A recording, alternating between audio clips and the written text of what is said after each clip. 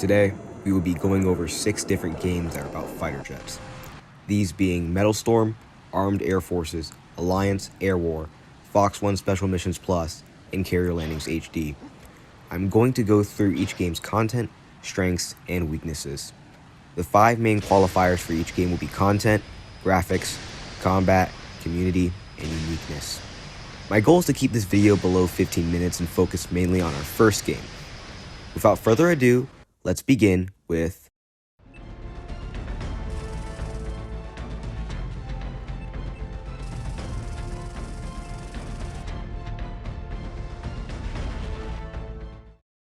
Let's start with some background information.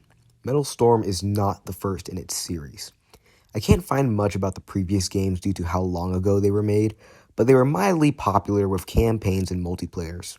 Now, the original developer Z2G Games shut down years ago, and it seems that Starform has picked up the IP. Currently, it is in soft launch in specific countries on Google Play, Epic Games, and the App Store. It's on iOS and Android, maybe even PC, however I am not exactly sure. It has about 500 reviews on the App Store, so it is decently popular for a game that hasn't fully released. Let's talk about gameplay now. There are 2 game modes, Team Deathmatch and Air Superiority. Along with them are 3 maps. These switch around every 30 minutes or so. Both game modes are 5v5 and you have 5 minutes and 30 seconds to complete a task first or have the most score. In Team Deathmatch, the goal is to reach 20 kills first. In Air Superiority, there are 3 capture points and each reward 1 point per second and are captured just by going over them. Now we'll talk about combat. The combat in this game is pretty good. The flight controls are decent with a joystick and tilt option. There are short-range missiles, medium-range missiles, rockets, and guns. These options are dependent on your aircraft, where there are over 30 aircraft to choose from. In this game, weapons absolutely shred aircraft. You're expected to get lots of kills and to die a lot. Weapons are balanced by either having a cooldown for guns and a limited amount for missiles, rockets, and gun pods. There are also flares which work on missiles, however they still require you to be evasive and are also limited. To reload or heal, you can fly to icons in the sky corresponding to your needs. You also have an afterburner and brakes, which increases and decreases your speed. You have a fuel cooldown, with the afterburner decreasing that percentage, while having it off will recharge the bar. Braking accelerates this. Progression in this game is pretty slow. It has a rank system, and aircraft are unlocked by leveling up from playing. It also has a battle pass, and you need parts to level up aircraft along with mods, which are basically just small buffs. It takes a while to unlock things, a bit too long. You'll be facing significantly better aircraft, and you'll be flying the same plane on the same game mode and maps for a while. This is the greatest fault of the game. It is easy to find yourself bored of the repetition of this game. However, overall, gameplay is pretty decent, and I expect the progression to be made quicker when further along the line when more content is added. Now we'll talk about the graphics. In my opinion, it is one of the best I have ever seen in an air combat game. Genuinely, it's amazing. You can find these wallpapers I show here on their Discord server, which is my transition to the community of this game. This game has squadrons, which are basically a clan mechanic. In the Discord server, they set up tournaments and recruit. You can also talk about the game and suggest features. The server also announces updates and promotes content creators. A Discord server is a huge driver of community of a game, and the decently active player base gives me high marks for this game. For uniqueness, it's pretty similar to many air combat games. It's pretty generic, however, I think it is one of the best in its class, and this point is really for the niche design games. Though, I will bring up the sound design. It's pretty good, the music fits well.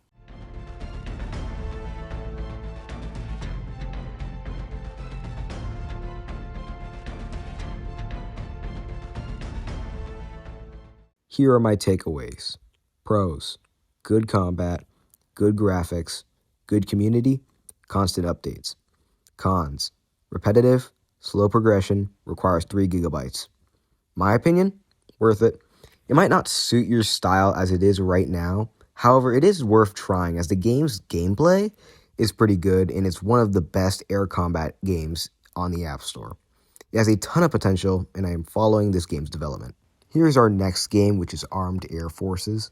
This one is decently popular and comes from the developer of Air Cavalry. It's a single-player game with no missions and just air combat. There are 13 aircraft, with 4 of them being free. You can set time of day and pick from a couple of maps, with one being a carrier. You can set up to 5 enemies and allies with the MiG-29, P-51, Su-35, F-16, and FA-18. You can also set the AI difficulty, and guns only are an option. When it comes to combat, it's kinda iffy. It could be much better. Honestly, this game is exactly as you'd expect. It gets updates, and it has a Facebook page.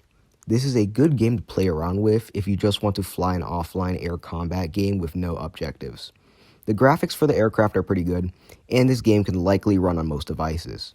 There is also a cockpit view, and this game is around 1.3 gigabytes. That's really all I have to say for this game. I don't think there are really any real cons to this game other than the fact it's kind of empty and there's no real community behind it. I recommend it. It's not a bad game. Next up, Strike Fighters. Now, this game is admittedly dated, but I don't think that takes away from what it is. This is probably the closest game on this list to DCS. It's made by Third Wire Productions, has very few reviews, and was made in 2017. Now, this isn't the only Strike Fighters game. There are a couple PC games in the franchise from as far back as the early 2000s. Now, this version's full name is actually Strike Fighters Modern Combat. Let's talk about the content. Well, there's a ton of planes in this game. A lot of them are pretty much copy and paste though. Anyway, let's talk about gameplay. I don't play with the joystick much in this game. I am a joystick main across most games except for this one, it's kinda janky. The tilt controls in this game are better, but not by a huge margin, as it took me a while to get used to it. What I suggest is higher sensitivity for tilt and lower sensitivity for joystick. However, while I did not mention it during the last game, Armed Air Forces had awful joystick controls. I just bared with it because I didn't have experience with tilt like in this game. When it comes to air combat, it feels pretty good. There's a good amount of logic in this game. Missiles have better lock when behind aircraft and stuff like that. The game, as its name suggests, also has ground attack. That's pretty good too. Similar to our last game, there is no multiplayer in this one either. Now, the biggest issue with this game is progression. Imagine Metal Storms, but about 100 times worse. I have 13 hours in this game and I'm not even close to getting the high level aircraft, which aren't really that much better. The credit rate compared to score, which is for level, is incredibly unbalanced. The developers seem to update this game from time to time. Recently, they made one of the aircraft packs, which I should mention really quickly is like half the aircraft in this game, free. So now the Poland and Czech aircraft can be purchased. However, there is no level requirement. So before you can buy it in any other way, you can buy either country's F-35 export way before you're supposed to. Also, and I don't know if it's been removed yet, they added export aircraft to the Ukrainian nation, and so you can just buy stuff like the Eurofighter for more than 100 times less than the F-35s that I just mentioned. There's also a perks tree, which lets you invest levels into increasing stats. There's no real community for this game as far as I can tell. The other games are still somewhat popular because they are still modded by fans. However, this mobile game doesn't have any real modding potential, which is why I'm guessing it's kind of dead. The game is kind of unique in the fact that it fills the semi-simulator mobile air combat niche. Oh, and it has a pretty cool spectating feature. I also want to readdress the elephant in the room, which is in-app purchases. Like I said before, half the aircraft are locked, but so is custom matches and loadouts too. You can also just purchase level restriction removal and a ton of credits really easily. I won't call it pay to win because there is no multiplayer to abuse it in, but it's incredibly grindy for no reason. Anyway, the sound in this game is pretty good. There are also a couple radio clips. From this, we learn a little bit of lore. Gunslinger 1, Red Crown, clear to engage. We play as Gunslinger 1. Yeah, that's really it. The game is also 1.5 gigabytes. Pros: good combat. Cons: very slow progression, dated design. Overall, I think I'll actually recommend it. However, if in the first few hours you find the game unenjoyable or boring, I don't suggest pushing on. It's great and all, but it's definitely not for everybody, and it doesn't really change. Anyway, here's the menu music before we transition onto our next game.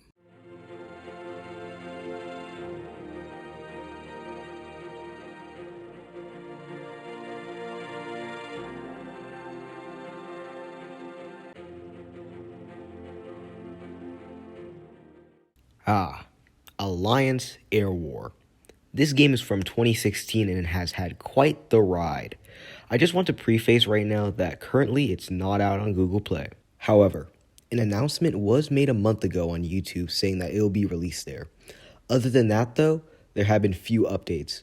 The 3 other social media sites have been dead since 2020, which they just showed a sneak peek of the last content update. Let's talk about single-player gameplay now. There are 3 eras ranging from 5th generation to World War II fighters. There's a couple fighters between each of the eras. Every era has the same game modes, and they're pretty self-explanatory. Each wave you fight, they get harder. You get missiles and have a gun. The combat is very arcadey. You earn credits from playing, and you put them towards upgrades and new planes. The progression is pretty slow, and it does get pretty repetitive. Now, unless you pay to support the game, you have limited fuel. Each fuel tank equals 1 game session, and it takes an hour to refill. Moving on to multiplayer. It's basically dogfight, but against real players. Unlimited fuel, and you earn 1 credit per kill. So like 120,000 kills before you unlock the FW190. Now, the multiplayer of this game is kinda dead. You won't find lobbies with real players. It's all bots. The graphics are fine, and the sound design is decent. It also works on controller, and you can play this game on the TV if you want. You do not want to see me play this on my TV, though. Now, for the file size, it's less than 500 megabytes, which is pretty good. It's a nice game, and I will recommend it, but it's kind of dead for a multiplayer game. If you're looking for a game that is a nice arcadey minigame single-player experience, this is it. If not, I can't really recommend it. Pros: good combat, small file size. Cons: slow progression, fuel limiters, dead servers. As I've said before, I recommend it, but many of you won't find yourself playing this much. Oh, and the music is legitimately my favorite on this list. Listen.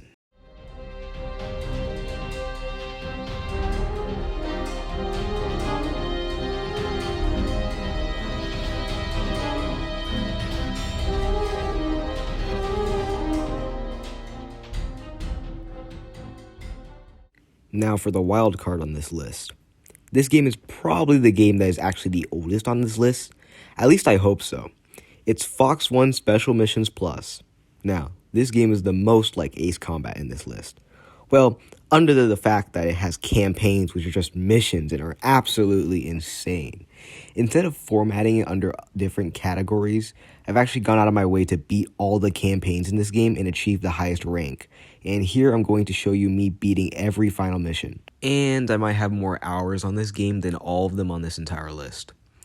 One last thing before I get into the missions though, this game is not easy. Swarms of enemies that tank an insane amount of hits. On defensive missions, you cannot allow the VIP to run out of HP, which they just absolutely shred. Also, since I'm going for max rank, I can't take any damage and must destroy all targets. It's insanely long, annoying, and difficult. I hope you enjoy the suffering, however, and I can't really suggest this game. First off, Special Missions Final Mission 13. Aces from the North. You sink a carrier and shoot down an ace which has a ton of HP. Since I have the best free plane in the game, it's really easy. Anyway, we learn that we are a part of the 1st International Volunteer Squadron, which doesn't make any sense, and we destroy a carrier group along with a mercenary ace. And that's it. Really, these are going to be pretty short. Advanced Missions Final Mission 18. King Under the Mountain. We fly through a bunker in Siberia and destroy stuff. Now, this level is really easy to crash on. I'm using the Top Gun FA-18 here.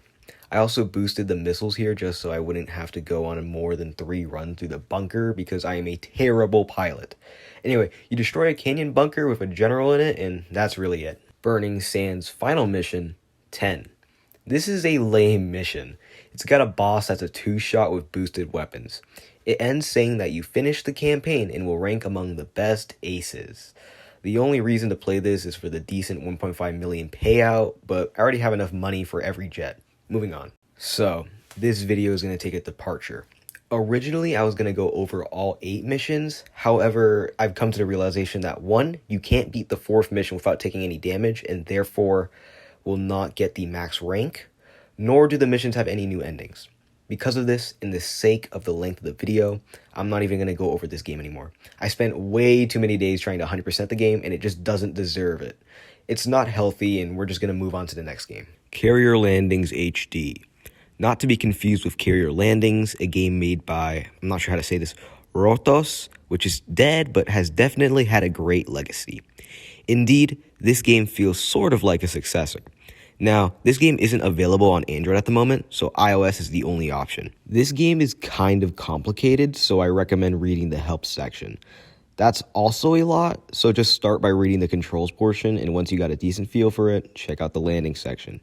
This game is the most like a sim here, and I take back what I said about Strike Fighters being the most like DCS now that multiplayer has been added to this game. Now, about that. Many things in this game are locked behind a paywall, including air combat, multiplayer, and numerous aircraft. Honestly, this game deserves its own video. However, since I don't have most of the important features, I'm just going to say that you should try this game out for yourself. It's got very detailed flight and graphics, and I enjoy playing it even though there isn't much to do. This game doesn't have a joystick, but the UI and general controls make up for it for me. I won't give this game a rating because I don't think I could do it justice as a free-to-play player. However, I recommend it for the most part. And that's about it for this video. Yeah, it's a bit over 15 minutes, but it's close enough. Honestly, you guys have been giving me a lot of support, and I just wanted to take a second to say that I see you guys and I'm very grateful for what I've been given. Also, I want to give a thanks to Duelin for promoting my video. It wouldn't have gone near the viewership otherwise. If this video does well enough and you guys enjoy this type of content, please comment down below what games you guys would like to see, as I'm considering doing a part 2 to this video. That's all I've got, folks. Hebos out. Oh, and please like and subscribe.